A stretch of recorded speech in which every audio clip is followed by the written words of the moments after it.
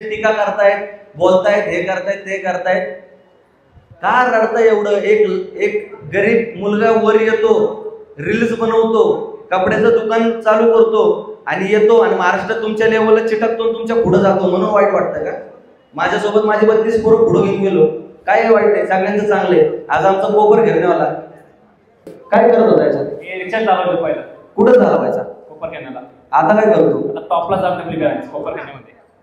आता पण मोबाईलला पण होणार. साखळी पण एक अजून घालून नाही आलो. काय साखळी पण आहे घालून नाही आलो. मुंबईमध्ये 2 वर्ष झाले ना, मुंबईमध्ये कोपर घेरण्यामध्ये हा मुलगा रिक्षा चालवत होता. आज एका गरिबाने, एका खऱ्या मराठी उद्योजकाने दुसऱ्या मराठी उद्योजकाला जवळ आणलं. त्याच्या मेहनतीने तो मोठा झाला. आम्ही त्याला आधार दिला. आज त्याच्याकडे त्याची 2 व्हीलर आहे, 4 व्हीलर त्यांच्या इथे लावायला जागा नाही म्हणून घेतलेली नाही. त्याच्याकडे 2 मोबाईल आहे ज्याची किंमत 2.5 लाख रुपये आहे. 3 लाख रुपयाची तो गळ्यात चेन घालतो आणि महिना दाबून पैसे कमवतो. ही उदाहरणं दाखव. ही आहे का असली उदाहरणं कुणाकडे?